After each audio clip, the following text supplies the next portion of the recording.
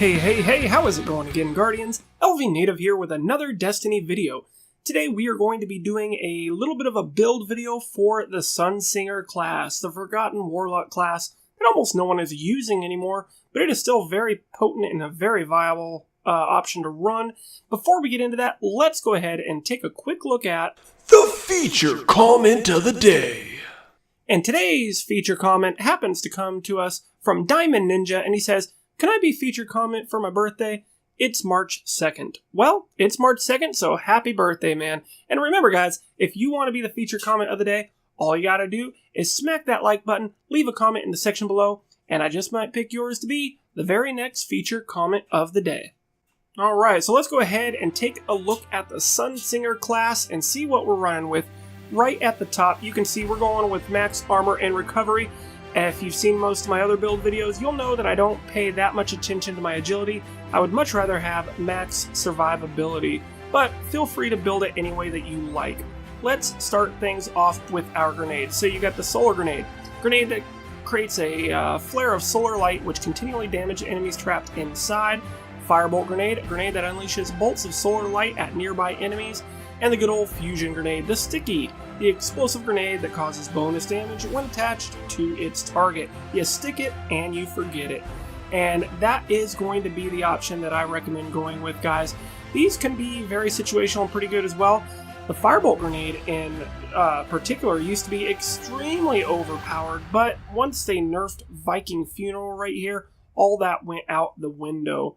All Viking Funeral does is allows them to take more damage from all damage sources. It's not the same that it used to be. It used to be supremely overpowered, and you were doing yourself short if you did not run with Firebolt grenades. Now they don't do quite as much damage, and they're not quite as effective as they used to be. Fusion grenades, though, are still going to be a one-shot, one-kill as long as you can get the stick, so run with those. For your glide, you've got a couple of options: focused control, focused burst, and balanced glide. I think it's a toss-up between the focused burst and the balanced glide. Just pick whichever one suits your playstyle. For me, I love the movement that I have with balanced glide. I also love being able to hover over doorways and stuff and just shoot people that happen to walk under me. It's a pretty fun playstyle, and one that I recommend you guys try out as well. For the Radiance, so you've got a couple of options on here. Song of Flame, while active, Radiance reduces all cooldowns for nearby allies. You also have Radiant Skin.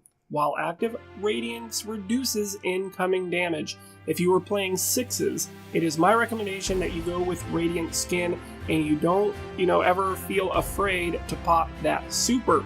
Because if you're just hanging on to that for a self-res at some point later in the round, you're going to miss a lot of opportunities to get more kills that you should have been able to if you were just popping your super all along. So, if you're running sixes, run with Radiant Skin to give you that extra survivability while you're running around just sticking everybody with those grenades. If you are running trials or threes, I then recommend switching over to Fireborn. To be able to pull yourself back from the dead can be very crucial when we're talking about an elimination game style. So, depending on what you're doing, that's what I would run with. If you're running threes and Trials of Osiris, I recommend Fireborn. If you're running sixes, I recommend Radiant Skin. For your Scorch, your melee ability, you've got either Flame Shield, damaging an enemy with Scorch, reduces incoming damage for a short time. Basically, it gives you like a little bit of an overshield. Up next, you have Solar Wind. Reduces the cooldown of Scorch, hitting enemies with Scorch knocks them back. And we have Brimstone. Reduce the cooldown of Scorch, killing enemies with Scorch causes them to explode. While that can be pretty fun, hands down, the power of the Flame Shield cannot be understated, especially if you like to get up close to your enemies, which you will be to get your melee hit anyway. Flame Shield is fantastic. Pick that one and don't look back. Alright, like I said, for these, you can go with any one that you want. Since I like to focus on armor and recovery, I choose to run with my Arcane Spirit and the Divine Order, but feel free to switch them up however you like if you want a little bit more agility. In this column here, we have got Radiant Will, increase the duration of Radiance. Pretty straightforward. We have Viking Funeral. Targets afflicted will ignite and take more damage from all sources, and it stacks up to 3 times.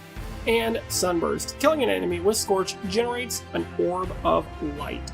Out of these, go with the Radiant Will, increase the duration of the Radiance. Like I said, ever since they've nerfed Viking Funeral, it's really not that viable in PvP anymore. It still has a lot of decent uses if you're running this in PvE and raids and stuff like that to do extra damage to the boss, but other than that, go with the Radiant Will, and that, in my opinion, is going to be your best option. Finally, in the last column, we have Touch of Flame. All grenades ignite enemies, causing more damage over time. Up next, Angel of Light. Aiming your weapon while in the air will hold you in place for a short time. Very, very cool perk to run if you're doing anything that has airborne. Whenever I'm doing airborne, I almost always use my Sunsinger and equip Angel of Light, so I can just jump up and snipe and get that bonus damage. Pretty fun perk to use. And lastly, we have Gift of the Sun. Gain an additional grenade. Doesn't matter what type of grenade you're using, you will get a second one. Out of these three, they all have their uses, but for the everyday battle, we are going to go with Gift of the Sun and have that extra grenade. Like I said, it used to be if you were not running Touch of Flame and Viking Funeral, you were doing it wrong when playing the Sunsinger. But ever since the changes, it's opened up the playstyle a little bit more, and you can, kind of experiment with other things that you're more comfortable with. Alright, as far as your armor goes, as you can see, I'm almost a tier 12 with this one. I'm just missing 2 more points in my intellect. But if you have to choose, maximize your intellect and your discipline with this roll. We want to be able to have our super up as much as possible and our flame shield, which comes from our melee. So these are the two. If you have to focus on those two and put any extra points you have into strength. For your armor, you've got a couple of decent options. One that is very viable to run with is going to be the Ram, basically giving you that additional protection. Makes you very hard to kill, especially if you combine that with running maximum armor and recovery. This will allow you to be able to survive many things you didn't think you would be able to. Still a pretty popular option. So if you're in a situation to where you just want to make yourself as unkillable as possible, go ahead and go with the Ram. For your gauntlets, you've got a couple of choices, but really only one that I see that shines through, and that is none other than the Ophidian Aspects. The great thing about the Ophidian Aspects is a lot of people will only use it with when they're using their Warlock on their Voidwalker, and that's because of the improved energy drain. And while that is really nice to have, everything else that these gauntlets do will work very well for any other subclass for the Warlock, including the Sunsinger that we're talking about today. So, you have got the and weapons ready and reload very quickly. They throw that out there like it's not that big of a perk. It's like having quick draw and or snapshot all the time with any weapon that you're using. It's fantastic. So, I use the Ophidian Aspects on anything I'm doing with the Warlock right now, regardless of what subclass I'm running or what activity I'm doing. These are just too powerful not to ignore. Besides being able to get your weapons to ready and reload quickly, we also have the increased melee attack speed or bonus grenade energy on melee hits. So a lot of times you have to choose if you want better attack speed or better grenade throw distance. These gloves do both. Increase your melee attack speed and increase your grenade throw distance. You can also gain bonus melee on grenade hits. No, we are going to go with the increased grenade throw distance. So I don't have to choose with the Ophidian Aspects. You can have it all, baby. There's not that much to speak of as far as your chest armor goes. Just, pick whichever one you like. Again, for your exotic, I think you're going to do best to go with Ophidian Aspects. Now, if you don't happen to have the Ophidian Aspects, maybe you've got the Ram. You could even go with the Stag. That's a decent option as well.